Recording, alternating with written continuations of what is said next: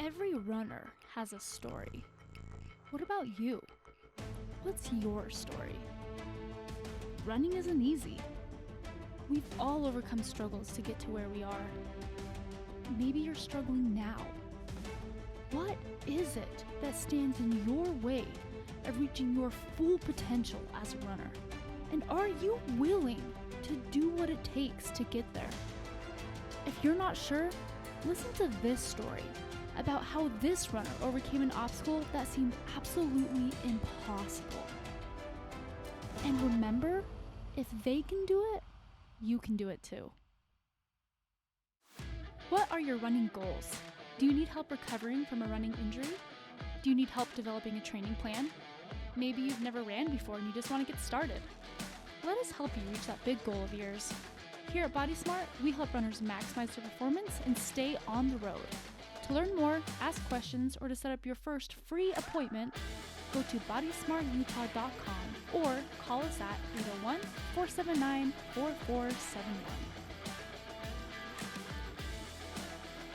Hey everybody, and welcome to the Body Smart Podcast. I'm Dr. Cameron Garber, and I'm here today with a special guest, Bart Williams, who is an accomplished climber and hiker, and last May summited Everest. And so excited to have you in here with us. Thanks, Cameron. Yeah, it's been a pleasure. So Bart and I met a few years back as he was preparing for these Everest trips, and it's been quite a journey to watch you climb, and you actually attempted Everest twice. Once was kind of interrupted by a natural disaster. Right. So not your fault that you didn't make it. Kind of wasn't your choice. Nope. And then the second time around, though, success. And so pretty awesome. Yeah.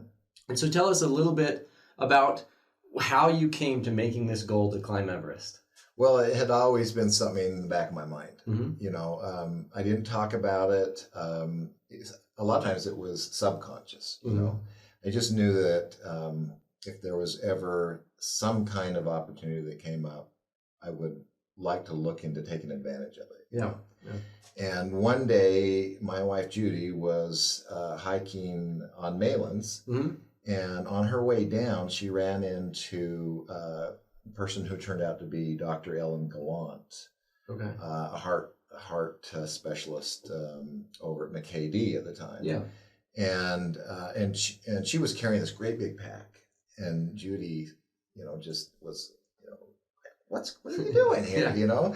And that's anyway, big for Malin. Yeah. Long story short, she was training for her dream of climbing Everest. Oh wow. And Judy told me this story, and I thought, you know, here's somebody in Ogden, Utah, you know, that has a dream, and they're going after it. You know, and that's awesome. And they want to try to make it happen. And I thought, you know, I've always dreamed of doing that. You know, why can't I make my dream happen? You know, what's so different about me? You know, that she can do. You know, she can at least attempt a dream, and I just don't want to be the one that thinks about it. Right. You know? Absolutely. Yeah. Absolutely. So that's kind of when I really started thinking of it. Thinking I can do this. Yeah. Awesome. So you've climbed some other notable peaks, right, throughout the world. You just recently got back from a Swiss Alps trip. Yeah. So kind of fun. What are some of the other main peaks? Well, it's always kind of been a little hobby of ours, and so you know, Kilimanjaro in Africa back in, I think it was 2006 or 5, and then some notable peaks in Europe, Mont Blanc.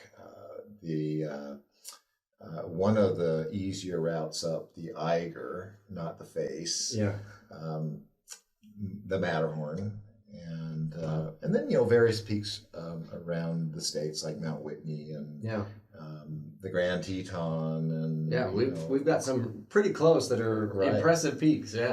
So all fun peaks, and Judy and I have tried to make that our hobby together, and I love it. So that's how we've done it. Yeah. So you mentioned, we talked about how you've climbed multiple peaks and had, you know, multiple impressive summits. What has allowed you to stay fit enough to continue to do that, to hike multiple peaks and to be able to, you know, seemingly be ready at the drop of a hat to go and do that?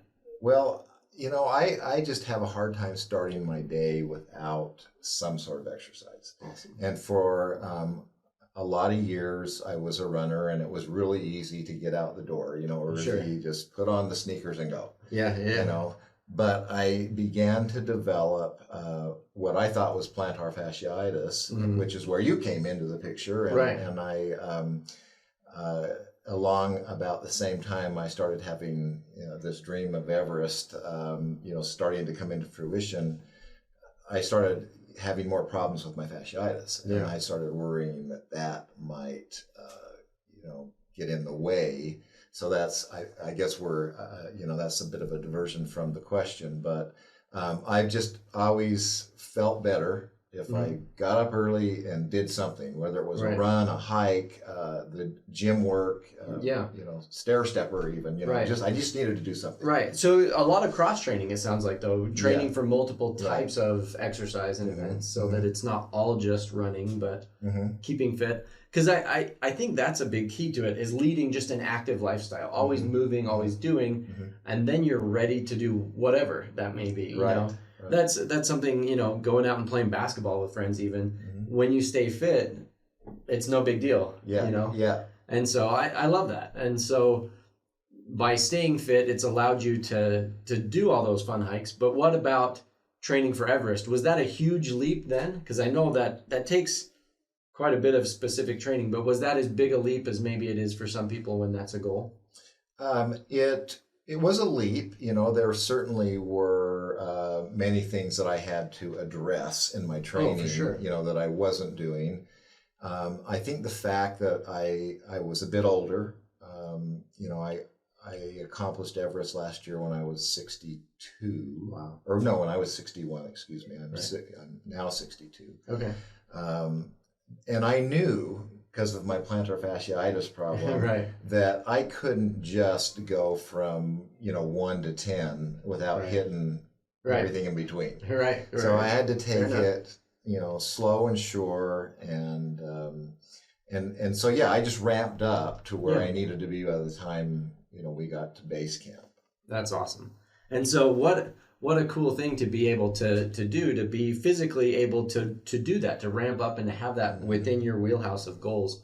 What a neat thing. So tell me a little bit more about that goal and how you prepared for the goal. What did you do to kind of stepwise get ready for that goal?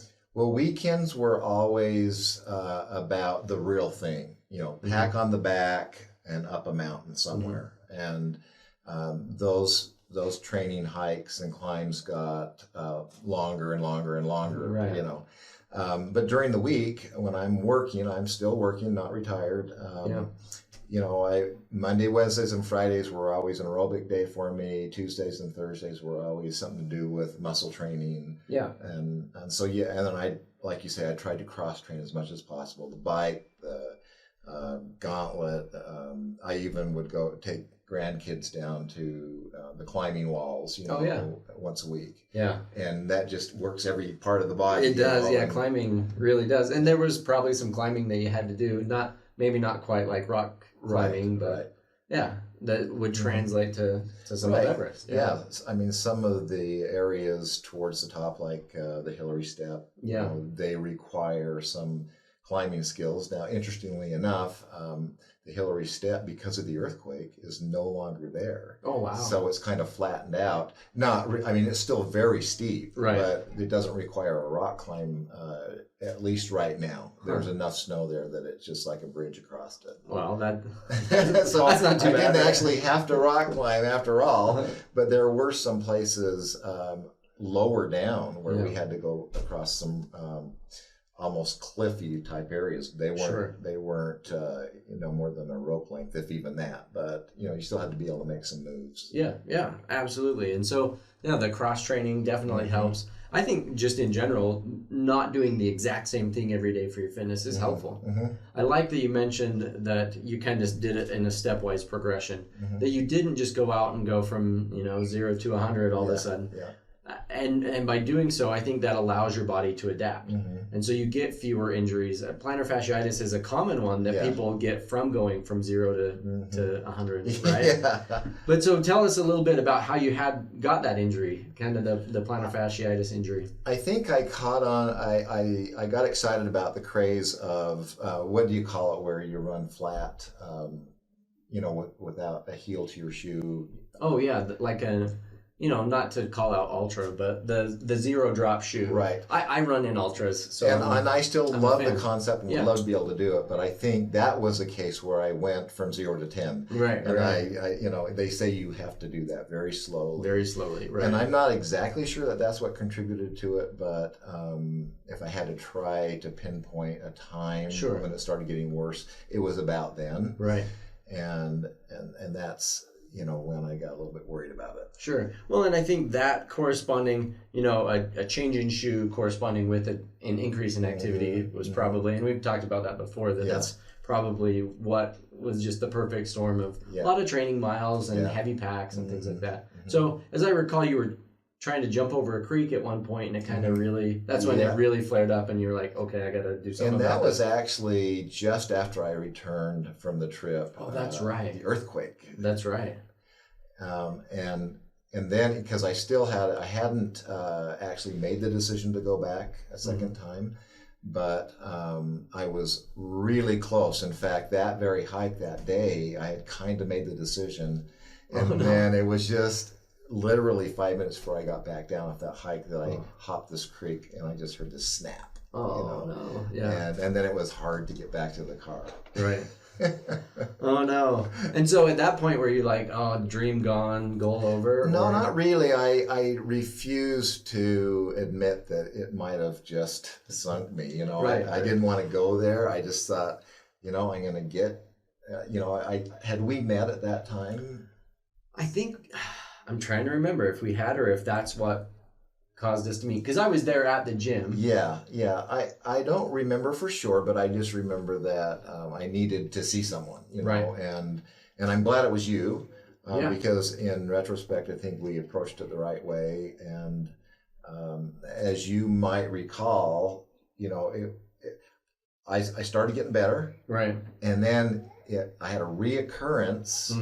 I was doing the tone class there one day, and we kind of let you go on your own. Right, and I had a reoccurrence, and this time I was getting worried because getting very close, within about 3 months of going, and you really have to be ramping up at that time, to get ready for, something that's going to be probably the hardest thing that I've ever attempted. Right.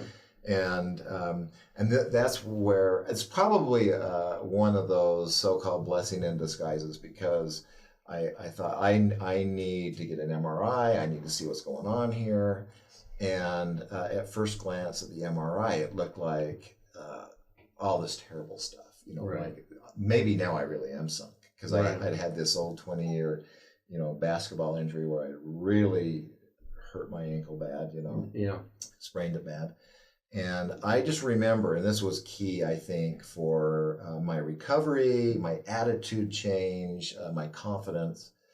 You looked at that and you said, yeah, there's a lot of stuff going on here, but you've been around the block a few times. You should expect at your age that you've got things like this. And this is nothing that you can't get through. Right. You just need to keep moving, just keep moving, just keep moving. And those were the perfect words for me to hear. Perfect. So that's awesome. Yeah, thank you. Well, Well, I'm a big believer in our body responds to the messages that we tell it. And if we stop moving, if we do restrict our motion and our activity, things get worse rather than get better. And so I'm a big believer in an active recovery. So often with plantar fasciitis and other things, they put you in a boot or they tell you to stop walking and stop being active. And in my opinion, that often makes things worse rather than better, because we never give our body the input that it needs to know that it needs to get better. And so I typically will keep my runners running, or my, hikers hiking, whatever that is. I keep people active while they're recovering from knee pain, plantar fasciitis, shoulder pain, whatever that is. Because I feel like we restrict ourselves too much, and then it backfires. Yeah. And so if we can stay active and keep moving, but then also aggressively and actively treat whatever that problem is, we tend to get better. And in my opinion, we get better faster without as much of a drop off and then having to catch back up. Yeah. And so I'm glad that worked for you. And it obviously worked okay, it right? It worked. Well, and so tell us a little bit more about Everest itself. It's pretty daunting task, right? It is. I think all of us were weak almost the whole time. You know, they're most of the time, even at base camp at 17,500 feet, you really have to think about whether I have enough energy to make it from my little, 2-man tent to the dining tent, which is only maybe 30 yards away. Right. So it's just, and then to look up at this peak that's 12,000 feet higher, right, and think, I hardly have enough energy to get from my tent to the dining tent. What am I thinking? Right. What am I thinking? Right. And well, so it's fascinating that's your take. From I've hiked a few peaks. The highest peak that I've hiked is Kings Peak, which is 13,500. It's not the highest climb I've done, but the highest peak that I've ascended. And along that trail, people were dropping out, and they were people just huffing and puffing and getting altitude sickness. I can't even imagine being at 17,000 feet, knowing you've got to climb an extra 12 and change. Right. Yeah. Well, I knew, and people had told me, and I'd read that Everest is more mental than physical. Sure.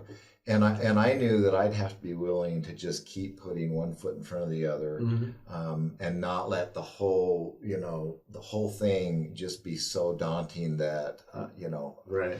I ran home with my tail between my legs. Sure. Which a few people did that were much stronger physically than I was. Sure.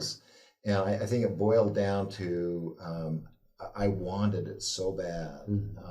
Maybe I wanted it too bad. Sure. I could have gotten myself into some trouble. But I hired a great guide service. Yeah. That I honestly hired them to watch that, to make sure I didn't start making decisions that would get me in trouble. Right. Yeah. And so I figured, as long as they, having seen lots of people climb that mountain, would know when to stop me. Right. If it was getting dangerous for me, I felt good about that. So I just kept putting one foot in front of the other. I figured, as long as they thought, I'm still going fast enough to make it. We did all develop what they call the Kumbu cough. Oh, sure. Which is a kind of a form of acute bronchitis.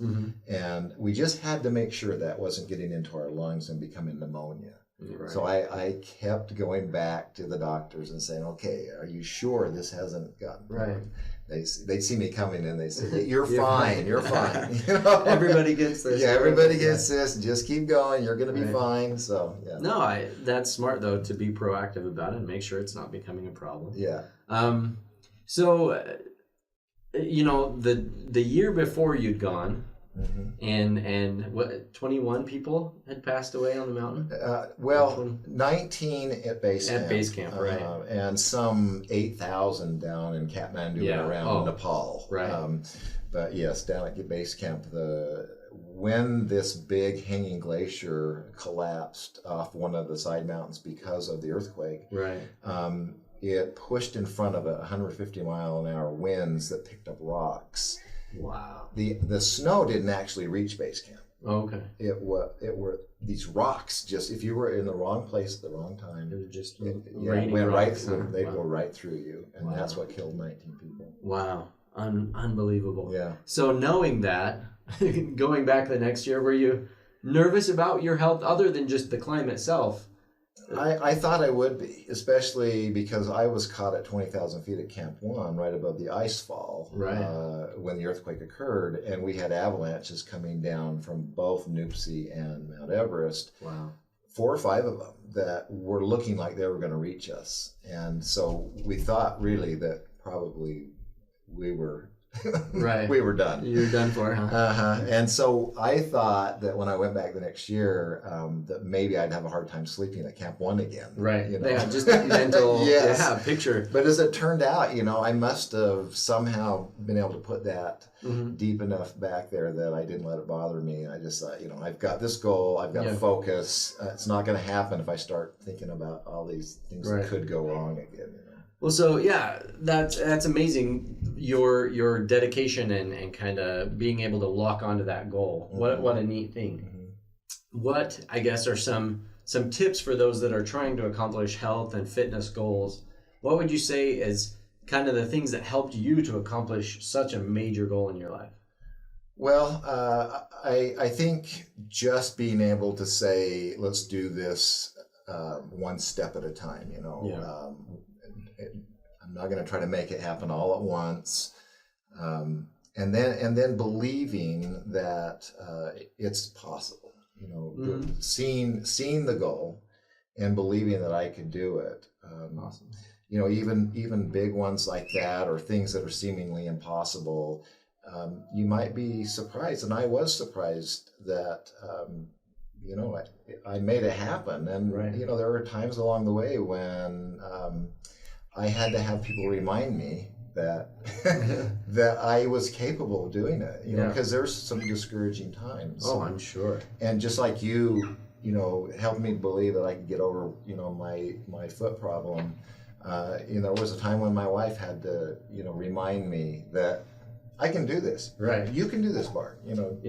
Don't give up.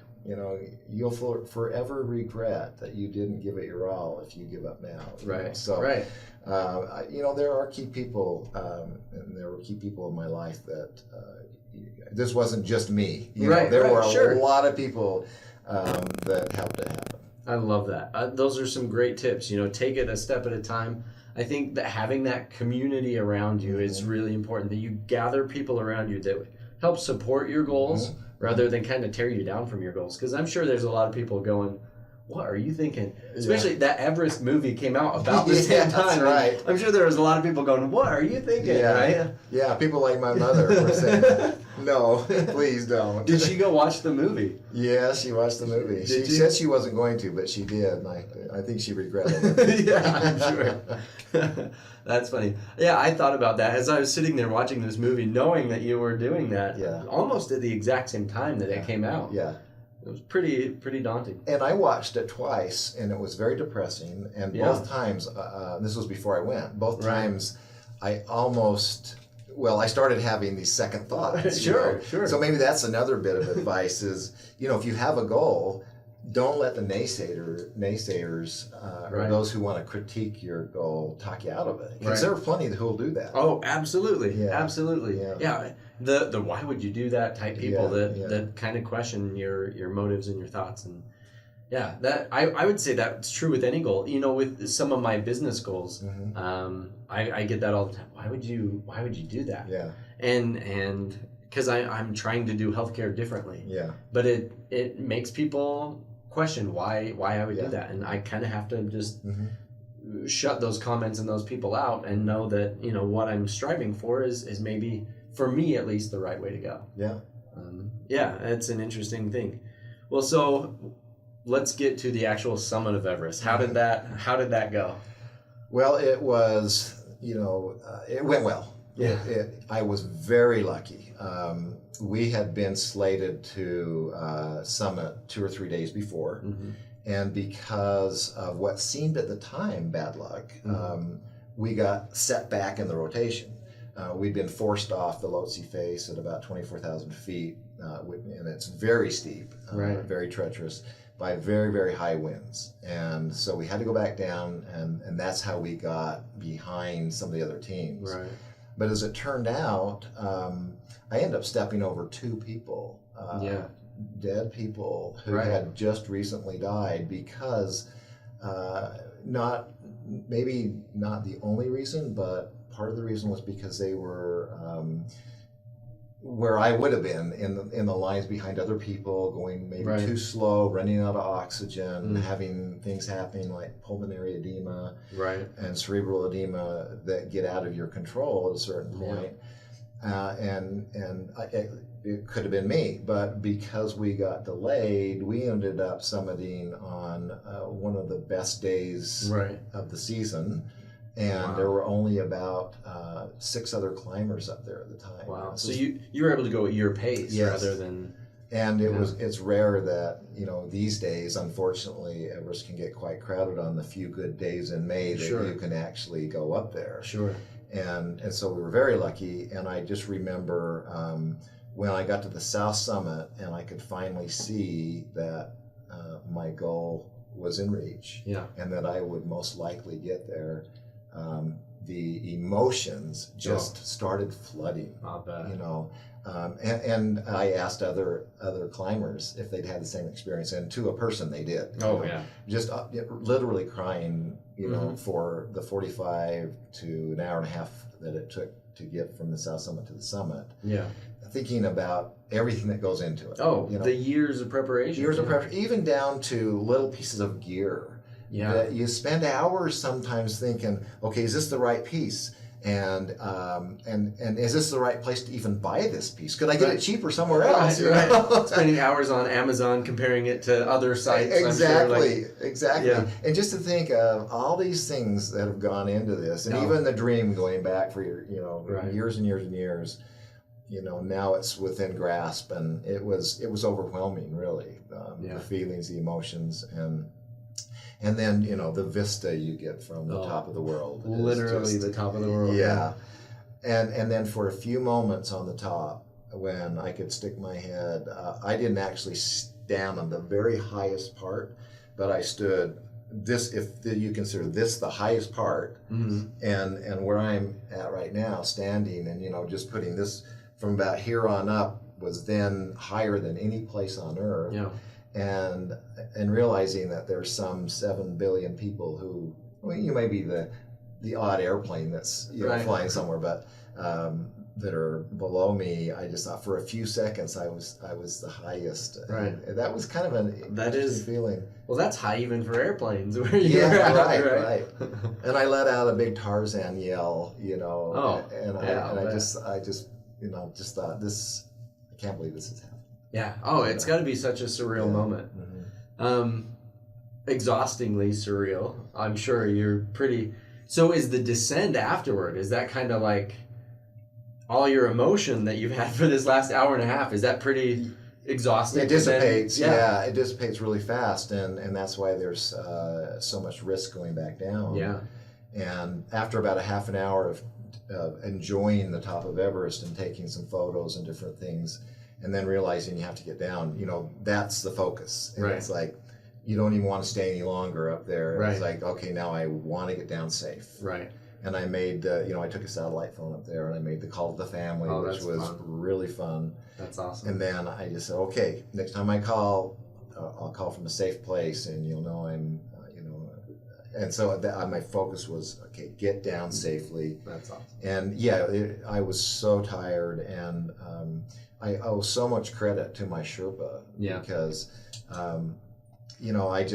there were times when I couldn't even set up my rappel. I was so tired, and I guess if my life had actually depended on it, I'd probably have set it up. The but adrenaline he rush, was right there to help, and just, so I could save some energy to get all the way down, and so the Sherpas, at least for me, I could not have done it without my Sherpa. Sure. Okay. No, absolutely. Don't you feel like they're kind of superhuman? Well, they are. Yeah. It's amazing how they can do that multiple times. Yeah, they can carry, packs that are 3 or 4 or 5 times as heavy as the one I was carrying. Wow. And literally almost run up the mountain, It's unreal. At that altitude. Right. They're like mountain goats. And they don't really, I think a lot of them could do it without oxygen even. Yeah. But it's part of kind of the rule of these guide services that they want, these guys might have to end up trying to save my life, right? Right. So they want them to have oxygen. Right. Well, if something goes wrong, they don't want the liability. Right. Yeah. Why didn't you wear oxygen? Yeah. Wow, what a neat thing, though. What an amazing experience. And you can definitely see, I can see it in your eyes as you talk about it, the I guess, not longing for, but the healthy respect you have for the mountain, but also the just sheer amazement of that experience. It must have been just awe-inspiring. It was, and I feel so lucky because there were many people who were much stronger than I, but that just for whatever reasons, just bad luck. They might have even had a Sherpa that got sick, or they feared that the bronchitis might develop to pneumonia. One good friend of mine turned around on summit day because he just didn't want to risk his life up there, and it's a call you have to make. That's a totally respectable call. Yeah, it's a call you have to make. I made the same call. You start out half hour, an hour from that last camp on your way to the summit, and you have to, you're entering the death zone. Yeah. And you may not come back, and you really have to ask yourself, is this worth it to me? Yeah. Is that summit really worth the fact that I'm entering the death zone, and for the next 12 hours I am subject more than probably I'll ever be to succumbing to it, and it's an interesting dilemma, Sure. At the same time, you're thinking about all your loved ones at home and all the things that could go wrong, and it was interesting, but it's something I wanted, and selfish as it may be. Sure. But what a neat thing to be able to say you've met that goal, and I think in meeting goals, some of them do seem selfish. Even if it's a fitness goal, a lot of people say, well, you're spending all that time on yourself. But really, by accomplishing big things, it teaches us so many things that we can use in other areas of our life. It really rounds us out as a person, I feel like, to help us realize that we can do hard things, that we can accomplish great things. It allows us to be able to be, I feel like, a more well-rounded and better person for all those things that we do love and do care about, right? Yeah. So even though, some goals are kind of selfish, they are about improving us, I do feel like they help us be better. Yeah. As well. But it was surprising to me that, the people that are close to you in your life, how they rally around you, and they act like it's important to them too, that you accomplish your goal, and they want to be there for you, and so the bond that I had with my wife and the rest of my family, my children and my grandchildren, my parents, became even stronger because they were always there for me, and they wanted to be there for me, and the phone calls when I'd call home a little bit maybe disillusioned or having a down day, they were there for me, That was cool. That is neat. And that's a long journey. It's not just like you go there and you start hiking. You're there for over a month, right? 9 weeks. Over 2 months. Oh, over 2 months. That's right. That's right. Because you go up and come back down. And go up and come the back acclimatization period takes that long. And so that's a long time to stick with it and stay motivated. It is. And go for it. Eating the same, I won't say the food's bad, but if you eat any food over and over and over again for a 2-month period, you get a little tired of it. Right. And understandable. And if you're talking to the same people over and over and over again, you even get a little tired of that sometimes. Sure. But the fact that we had, as many people as we had in our group, it does make it more fun. You get to know all these different personalities. Right, and people that are achieving great things in their own right. A lot of big achievers, right? Yeah. Did you find that a lot of people were successful in other venues, in other aspects of life that were also up there? Well, I don't know about their personal lives, but because Everest is kind of an expensive endeavor, that's true. You know that somehow professionally they've probably been able to have some achievements there. Yeah. Although there was a woman that was about 33 years old who didn't have a lot of money, and she'd just been working hard all her life to. That was just her goal. That was her goal, wow. And she was asking people who wanted to support her to chip in and help her out. And that's awesome. So I guess you can go about it about any way you'd like to if you want it bad enough. Yeah, and I would say that's true of any goal. Yeah. Well, it's been so much fun talking to you and learning more about your experience and and really kind of what it took for you to accomplish your goals and kind of some of the hurdles that you had to go through. One of those was meeting with me for a few weeks. Yeah. Yeah, I'll just say a pitch for the good doctor here. If he tells you to just keep moving, because, I know that I had some doubts getting from where the trek starts, because it's 38 miles exactly, but you do a lot of stuff along the way, and Sure. so I would say it's more like a 50-mile trek in there. Yeah. And I really thought, will my foot last that long? Yeah. I wasn't too worried about anything above base camp because I was going to be in this Big, heavy boot. cast-like boot, Yeah. And but I just saw all that walking. But the more I walked, and the further away from the start I got, I noticed that this is feeling better and better and better. And I got to the point where I wasn't even thinking about it anymore because it didn't hurt anymore. That's awesome. So all that movement that you talk about, Yeah.